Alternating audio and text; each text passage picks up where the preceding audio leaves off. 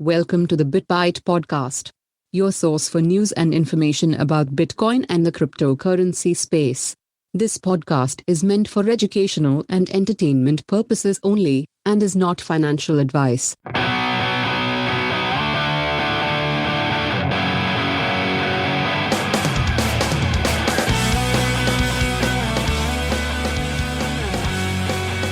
Welcome to the BitBite podcast. This is Hans. And this is Rick. And prices are down. Last episode, you're going to be known as the optimist from here on out, Hans. Well, and I mean, I guess I'm always a permabull, right? I mean, there's no way that I couldn't have been a permabull holding on through basically $20,000 to all the way down to $3,000 and never giving up on it, right? And then it paid off. And it did. I mean, even at this point, still, I'm not really hurting by any means, but no, it still sucks. I mean, because this was supposed to be, we were supposed to be going into fourth quarter, and basically, I mean, all the predictions. Plan B had said that we were going to hit, I think 98,000 by the end of November, and then he was expecting the floor model was going to show that we were going to hit 130,000 by the end of December, and that just seems further and further away. Yeah, it's going to say we might be half that by the time December ends. So, and I guess that brings up like a couple of questions. Number one, and I think the reason why they think, they had those high pie in the sky kind of price action theories is because normally during the halving and the bull cycle that typically takes place, this is usually when we get our blow off tops is this time. The fourth quarter of the year after the halving or whatever. And now, they're starting to wonder, well, it takes more money to be able to pump the market. Is this, is the cycle going to extend, or are we entering the bear market now? Or, where's this going? Are we done? Like, is this it? Is it going to drop back down and then we're going to have to wait 3 more years before it pumps again? What are your thoughts on that? I have no idea. I mean, for me, it just seems to come out of left field. I just didn't see this coming, but we've been through a lot worse, and Ethereum's still pretty close to its all-time high. It's not seeing this, so I mean, I don't know what the heck is going on. I mean, and that's something that's kind of weird too, because normally whenever we see and not even that it was that bad of a drop. Not that it was that bad of a drop. I mean, we've seen much worse in the crypto space, even within this past year. We've seen much worse type of drops. But with most of the time when those drops occur, when Bitcoin catches a cold, like I said, everything else drops. Everything else drops with it, And we're not seeing that with Ether. So I don't know if that's price suppression going on. I don't know if it's just the market. Maybe it's because everybody was betting that it was going to go long, so they decided to leverage out all those shorts or those longs with the shorts. That's always the tough thing to say. You always want to go with against what the market wants to do, right? Especially if you're a big time trader. Absolutely. And when the sentiment was everybody was like, "Oh, it's going to go parabolic," then of course it wasn't going to.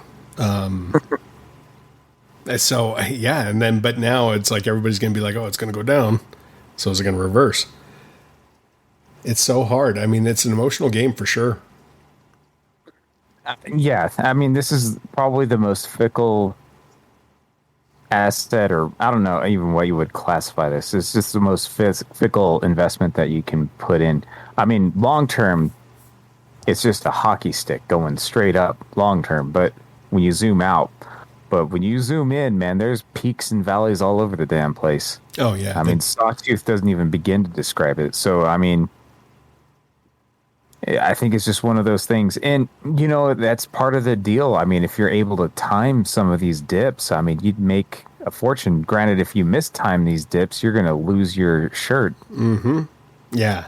And that's always the difficult part of it. I mean, I have very, very rarely tried to trade Bitcoin. I think I've told you about that before. And I mean, maybe if it was my full-time job where I could watch the market nonstop, but I remember back in 17, watching that rise, and I tried to sell some, and then I waited to buy back in. You know, I was like, okay, so I sold.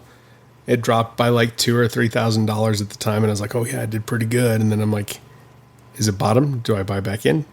And then it's like it was fluctuating so fast. I was like, and it probably wasn't even 2,000 or 3,000, especially back then. It was probably like $800 or $900. And it was nerve wracking to wait to try and figure out when to buy back in. And eventually I just bought back in because I was just like, I'm sick of waiting. I couldn't do it. I couldn't handle, maybe, and like I said, maybe if it was my full-time job, I couldn't handle just waiting for it to come back and just watching and trying to do my regular day-to-day tasks because my whole focus was on it at that point. Well, yeah. Well, the thing with trading crypto, though, is the markets are never completely shut down. Yeah. It's not like, trading the NASDAQ or whatever. Yeah, I mean, this is 24/7 all the time. Mm-hmm. And you were I remember back then you would like actually look at the price like at midnight or something. Yeah. And have a heart attack or be elated or whatever. I was calling up one of our friends. I was calling him up like, because that was during the block size war basically for Bitcoin. And I remember calling him up being like, sell it all, get rid of it, move it all into Bitcoin Cash. I didn't understand a lot of the tokenomics behind Bitcoin at the time. I didn't understand the need for having the smaller block size, and why that's essential really to the decentralization of it. But to me, I was just like, I mean, it was, that was a nerve-wracking time, man, for sure. But so we've got a couple questions. Then we've got to look at that and say, okay, so is this just a lengthening cycle? And we're probably going to resume in Q1 of 2022 because I don't think I mean it's possible we may pump a little bit more in December, but I don't think we're going to get back. We're not going to hit $100,000 before the end of this year. Not happening. Agreed. So lengthening cycle, is that going to happen? Also, the other question then is Ethereum. Is that going to flip Bitcoin? I mean, is that what we're seeing right now? Is kind of that setup for that with Ethereum not being affected by the price nearly as much as what it should, or at least historically what has happened whenever Bitcoin drops like this? What are your thoughts on that? I don't know. The one thing I will tell you though is if you would have bought, let's say you bought a Bitcoin in January 1st, 2021, and you bought, put the same amount of money into Ethereum, you probably would have made more money on Ethereum. Yeah. Am I correct on that? I think so. I want to say because Ethereum's probably gained a lot more this year than what. So, I mean, if we look at a year right now, Bitcoin's up 168% for the year, whereas Ethereum, let me see here, Ethereum's at 666% for the year. Holy crap. I knew it was up higher, but 668% or? Yeah, 666. So it's like the devil's 66. Percentage. So it's like 168 versus. Yeah, but I mean, so if you chase that dragon, I mean, if you look at something like Shiba Inu, right? You know what its percentage gain is for the year? Oh, it's probably, what is it? It's like 63.9 million %. I was gonna say it's almost like Venezuela's inflation rate. Yeah, I mean, but it might actually be higher. That's, I mean, if you want to play that game, yeah. I mean, if you would have put any money if you instead of buying a whole coin of Bitcoin, you put it all into Shiba, the fucking meme coin. Yeah, I mean, you would have made a killing. You'd definitely be retired by now. Yeah, with a 63 million % increase. It's like, but how do you can't think that way. You can't double guess yourself, right? Yep. Well, no, I agree. And that's the thing, though, with how much staying power does Shiba have? Nothing. I mean, time will tell. Time will tell, but it's probably nothing. I mean, there was a moment there when, everyone was going crazy for Dogecoin and what's that group on Reddit called? Oh, the Wall Street Bets? Yes, Wall Street Bets. And then, they were doing GameStop earlier this year, too, where you could have made a fortune. Yep. But now GameStop's losing their butts. That Dogecoin millionaire is basically, I mean, he's doing all right still, but he's not a millionaire anymore. No, and he refused to sell it. It was just like, oh, my God, you idiot. Like, I mean, believe me, I'm not that I've ever made that much money off crypto. I even lost all mine. If the the CIA or IRS is listening. I lost it all. Boating accident, tragic. But Very sad. it's one of those things where it's like you can't think that way about, you know, the thing with Bitcoin is that every day and and maybe not every day, but every week there's news of some sort of adoption, something on a greater scale that's taking place. And that's always where I get, you know, I'm like, man, this doesn't feel right. And I know I can't sit here and tell you, oh, well, it's manipulation. I can't say it's manipulation only when it goes down, because it can be manipulation then when it goes up too. But when you get, like, Australia is about to introduce some laws that are going to allow them to regulate Bitcoin basically and just make it legal tender, just like El Salvador did. Yeah. Not that Australia is like, you know, freedom central right now with all the bullshit going on, but With whatever COVID camps. yeah. But I mean, when you see stuff like that and you see all these cases where the adoption is happening and it's happening at a faster and faster rate, I'm still just waiting for that supply choke. And I mean, they keep on saying that the exchanges have got the least amount of Bitcoin on them that they've had in years. And the other thing too is that our hash rate has crossed the all-time high again after the China ban, right? Price always follows that hash rate. Yep. No, I didn't even know that the hash rate had gone up that much. Yeah, let me see if I can pull up a chart on that real quick.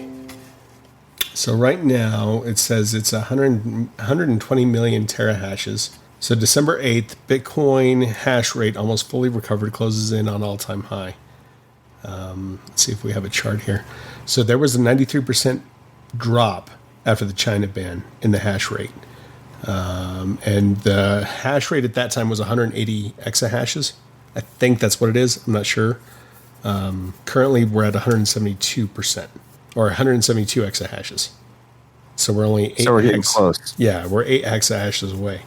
Bitcoin BitInfo charts, which measures the average hash rate, is actually they're currently measuring it at 179 exahashes. So it's almost exactly where it was right before the China ban took place. So I mean, and that's the thing, right? Like that's a beautiful thing to see, is that's resiliency within the market. I don't know. Go ahead. No, that is pretty impressive, because how long ago was it when China did ban the mining? That was, so I mean, the funny thing too is that when we talk about that, we look at that, it looks like the bottom was a little bit after, it was maybe June. Looking at the chart, I mean, I can't get super zoomed in on this chart, but it looks like maybe it was the end of June or beginning of June, whenever it hit the bottom. Like, it was announced and then it just started falling, because it looks like it was announced in May. But the other thing that was happening at that time, you know, whenever this drop happened, we had Doge was like one of the number one coins at the time. And maybe that's just one of those signs of that overheating that takes place, right? Where you had Doge around April, and that's when we went into the drop, you know, because Doge made its way into the top 10, knocked out all kinds of coins that had been there for a long, long time. As this hash rate increased, which is kind of an interesting way to look at it, as the hash rate increased and the price started to come back up, then you had SHIB enter the charts and get into the top 10 and make all kinds of money and cause all kinds of waves. And then it dropped, and along with the market again, right? And now both Doge and SHIB are both out of the top 10.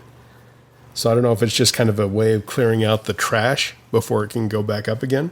I don't know. That's an interesting thought. Well, and one of the things, though, too, with Shiba Inu was one of the guys, like, he bought a huge amount and then he sold a huge amount when it peaked, and he basically crushed the price from his sale. Well, and there was a few things that happened that were weird in the beginning of SHIB, because SHIB is basically, if Dogecoin is basically a ripoff of the Bitcoin protocol, right? Just with a crazy amount of inflation that happens because of the way they make coins. SHIB is kind of a ripoff of Ethereum in that same sense, where it's a smart contract-driven software or protocol. And I think they gave a bunch to Vitalik Buterin, and he took it and immediately put it in some sort of weird account that basically locked it off. So he essentially burned a huge portion of SHIB. Really? Yeah, because I mean, SHIB is measured in I think it's like trillions of dollars or trillions of coins within its tokenomics. What is the circulating supply? Let me see. Give me one moment here. 549 trillion SHIB. In circulation. Yep, that's the circulating supply. Holy crap. And I guess, and it used to be more. I want to say it was quadrillion. I think they've reduced it by half by now, or close to half. But it's like, it's so ridiculous. So I mean, and that's one of the funny things. I mean, whenever you look at the TikTok streamers and stuff like that, they're talking about, oh, SHIB's going to go to $1. It's like, do you know how much money that would take for your market cap to hit what you want to hit for $1? No, that's insane. I mean, if it's already at that high levels, I mean, it makes the Fed's inflationary policy look ridiculously weak. Yeah. No. Yeah. It's. Yeah. You nailed it on the head. It does make it look weak. I don't know. I'm curious. I don't know if we're going to see I don't know if it'll be an extending cycle, like if we are going to go into Q1 of 2022, or if we've already peaked. If 69,000 was the top. We didn't see the blow off top. We didn't see the exuberance, if that's the case, that we saw in 2017 going into 2018. So, I don't know. We'll have to wait and see. Yep. Well, with that said, I mean, our predictions, last at the end of November, we were saying that, it was going to be going up somewhat. And I said, what? Did I say 70 maybe? I think so. What did you say the end of the month price was going to be? For this month? Yeah.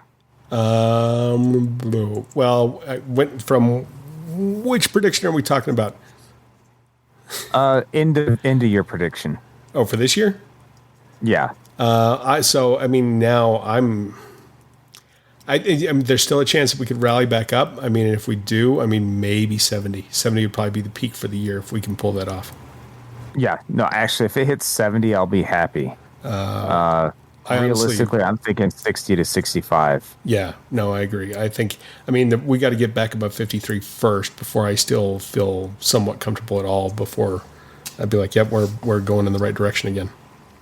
Yeah. And that's the thing, too. I mean, I think there's a pretty high chance that it does close under 60 for the year. Yeah, I agree. And then if anything's going to happen, it's going to have to happen within the first, basically within that first quarter, because after that, usually you get a lot of sell-off around tax season. Yep. People got to pay the tax man. So. I know. Well, that's the thing, too. It's with the inflationary stuff that we're looking at from the Fed. I mean, at what point does the wheels on the economy come off and everything just grinds to a halt? And that's the thing. I mean, if Bitcoin really did take off to 100K this year, the way that we kind of thought, with all this news and information coming out about, the inflation rate, I mean, I think we would have gone parabolic really quick, because I mean, everybody's just like, oh, this is not good. So I don't know. Yeah. That's where I go back with the suppression thing. I think it could be on purpose, but I agree. It's just hard to say. And if the economy does get rough though too, I mean, there's a good chance that Bitcoin would really take a beating, at least at first, while a lot of people are trying to cover their positions. Oh yeah, no, for sure. Especially whenever you're looking at especially the thing with the financial markets coming in, like with Wall Street basically joining everything, is that for them it's all about their profits. Mm-hmm. So they're going to try and cover their losses, whatever they can do. If they've got to sell Bitcoin to do it, they'll do it. Yep. So I think if something does go sideways with the economy, I think Bitcoin is going to actually go on sale again before it takes off.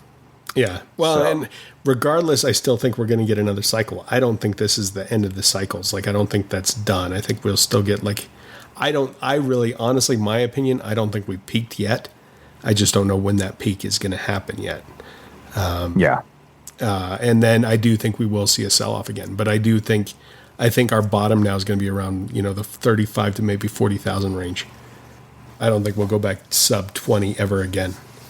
Yeah. Well, I didn't think we'd ever hit sub 30, and it barely hit there once. But yeah, I don't even think we're gonna get that low. Yeah, I mean Knock on wood. that would be pretty major at that point. I mean, and that would cause so much fear. But at the same time, then you'd get those people that'd be like, I can't believe you were able to buy Bitcoin at $30,000. Just like right now. I mean, you got people that are like, I can't believe you could buy Bitcoin at $3,000. Yeah. During the cycle in 2017, I couldn't believe you could buy Bitcoin at $500. Before that, you could buy it for less than a penny, or a penny right around there. So still the hottest performing asset out there. Absolutely. But anyways, what's your prediction for this next week? What do you think is going to happen? Where do you think we're going to be when we record again? Man, you're putting me on the spot. I need to actually start studying the charts pretty hard and all that stuff, but it's so wild. I'm going to say it's going to be at 55 next week. You're pretty close where I was at. I was going to say 57. I think we'll be eking our way back up, but we'll see what happens. I mean, if we hit our head a bunch of times on the $51,000 mark, we could be here for a little while. I hope not, but I hope not. That's true. That could be the new level, the new support level, right? Mm-hmm. But anyways, do you have anything else you wanted to add tonight? I think I'm done. Thank you guys for joining. Thank you for all the support. You can email us at contact@thebitpipepodcast.com. You can also follow us on Twitter. And then, of course, we do have the Bitcoin Machine video up on the YouTubes. And we're still trying to flesh out some more other social media stuff. So, yeah. Thank you guys for listening. Take it easy. Bye.